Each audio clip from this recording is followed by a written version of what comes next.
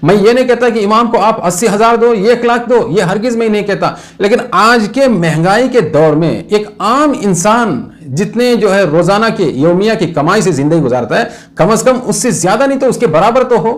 मेरे एक इमाम साहब से मुलाकात हुई कि मैंने उनसे मालूम किया कि मौलाना आपकी तनख्वाह कितनी है। उसने कहा कि 14,000। मैंने कहा कितने हैं?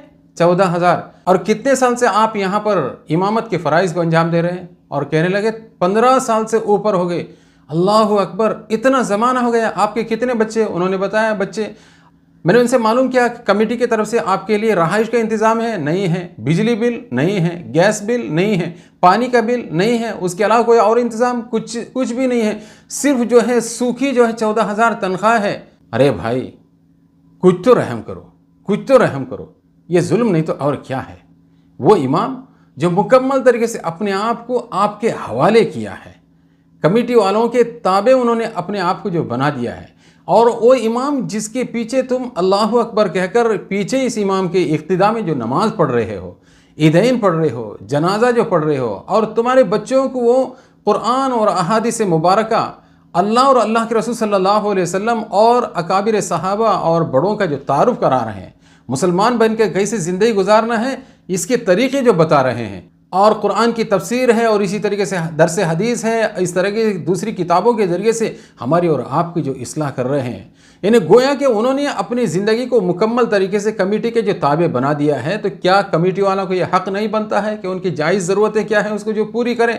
मैं ये नहीं कहता कि इमाम को आप 80,000 दो, 1 लाख दो, ये हरगिज़ मैं नहीं कहता। लेकिन आज के महंगाई के दौर में एक आम इंसान जितने जो है रोज़ाना के यौमिया की कमाई से ज़िंदगी गुजारता है, कम से कम उससे ज़्यादा नहीं तो उसके बराबर तो हो।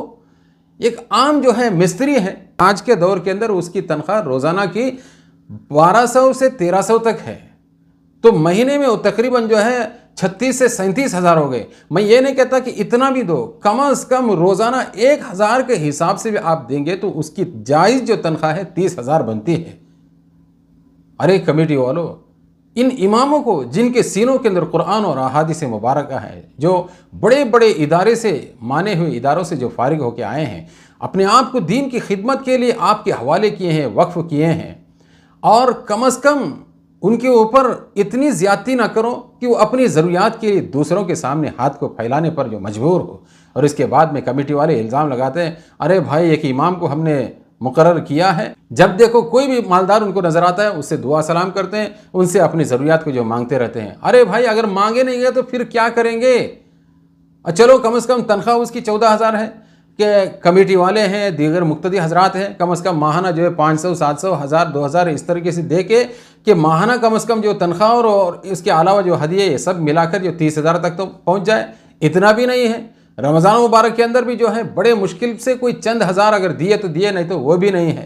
लेकिन बड़ा अफसोस हुआ मुझे सुन के कि भाई इतने सालों से काम कर रहे हैं, 15 साल से ज़्यादा ये इमामत के फ़राइज़ को अंजाम दे रहे हैं, और इतनी मुख्तसर सी तनख्वाह के साथ में। अरे भाई, उनके बच्चे हैं, उनके तालीम है, और उनकी बच्चियां हैं, तो उनकी शादियों को जो मसला है उनके मुताल्लिक अगर कोई वालिदैन हैं या कोई और है तो उनके अखराजात हैं, और बीमारियां हैं, ज़रूरतें हैं, कोई मेहमान उनके घर आता है तो हम जैसे वो भी इंसान हैं, कोई फरिश्ते तो नहीं, आसमान से उतरी हुई कोई मखलूक तो नहीं है। हम और आप अच्छी तरीके से उनकी ज़रूरतों को समझते हैं। कमेटी वालों को भी इस चीज़ का जो इल्म है, कमेटी के हर मेंबर उसकी जो है माहाना तनख्वाह कितनी है या माहाना उसके अखराजात, उसके एक्सपेंसेस कितने हैं, उसे आप पूछ लो तो आप हैरान और परेशान हो जाएंगे। आखिरकार वो इमाम के भी जो बच्चे हैं उसकी भी कुछ ज़रूरियात हैं, उसकी बीवी की भी कुछ ख्वाहिशात हैं, उनके बच्चों की कुछ ख्वाहिशात हैं। इन तमाम ख्वाहिशात को दबा कर और सब्र के साथ में, दाल रोटी के साथ में बेचारा ज़िंदगी गुजार रहा है, और कहाँ तक जो है वो सब्र आज़मूदा हालात के साथ में वो गुजरेगा। इसलिए कभी कभी ऐसी मजबूरी आ जाती है, ऐसी तकलीफ़ आ जाती है कि दूसरों के सामने उसको हाथ फैलाना पड़ता है। अरे भाई, कमेटी वालों को शर्म आनी चाहिए। जो हाफिज़ कुरान है, आलिम दीन है और मुफ्ती है, और कुरान और अहादीस का जो इल्म रखने वाला है, उसको दूसरों के सामने लज्जाई हुई निगाहों से देखने पर मजबूर करने वाले कौन हैं? आप हैं। लिहाजा कमेटी वालों की जिम्मेदारी बनती है, जैसे जो तकर्री होती है तो उनको जो है तसल्ली बख्श तनख्वाह दो। और तनख्वाह देने के बाद मैं ये नहीं कहता कि सिर्फ 5 वक्त की नमाज के लिए उनको मुकर्रर करो, नहीं, बल्कि आप एक ऑफिस खोलकर मस्जिद के अंदर दे दो और उनको जिम्मेदारी दे दो। आपको 8 घंटा मुकम्मल इस ऑफिस के अंदर सुबह के वक्त में, जोहर के बाद में या असर के बाद में इतने देर तक जो बैठना है, आपकी ये जिम्मेदारियां हैं। उसके अलावा आपके अपने अखराजात हैं, आपके बच्चों की जो तालीमी जो मसला है, अगर खुदा ना खास्ता कोई आप बीमार हो गए, इसके आप बिल्कुल टेंशन मत करिए, सारी जिम्मेदारी हम अपने ऊपर लेते हैं। खुदा की कसम मैं कहता हूं, जब इस तरह की कोई कमेटी मौजूद होगी और पूरे जिले के अंदर कोई ऐसी कमेटी मौजूद होगी कि सारी जहालतें, सारी बुराइयां, सारी जो जहालत की जो तारीकियां, अंधेरियां इंशाअल्लाह चंद ही सालों के अंदर खत्म हो जाएंगी। हजरात, मेरी ये बात आपको कैसे लगी, अच्छी लगी या बुरी लगी, कोई ये नहीं कहता मैं कि मेरी बात के ऊपर आप एक्सेप्ट करें। हो सकता है कि नेगलेक्ट भी करें, एक्सेप्ट भी कर सकते हैं, बल्कि एक्सेप्ट होना भी चाहिए, इसलिए कि जो इस वक्त जो मसला है, करंट जो इशू है, उसके बारे में मैंने आप हजरात के सामने तज़किरा किया है। हजरात, आपसे गुजारिश है, अगर आपको हमारी ये वीडियो पसंद आए तो एक जो कमेंट ज़रूर करें, ताकि हमें भी मोटिवेशन मिले कि भाई आप किस हद तक हमारी इस राय को और हमारी इस बात को जो कबूल किए हैं। और साथ ही साथ आपसे गुजारिश है, इस वीडियो को अपने दोस्तों अहबाब तक भी शेयर करें, ताकि उन तक भी ये बात पहुँचे, और जिसकी वजह से वहाँ की कमेटी वाले फ़िक्र करने लगे और इमाम साहब की अच्छी तरीके से खिदमत हो, और इमाम साहब के ज़रिए से दीनी खिदमतें हमें लेनी चाहिए, 100% की खिदमत भी ले सकें। दुआ फरमाए कि अल्लाह ताला हम सबको इस पर अमल करना आसान फरमाए।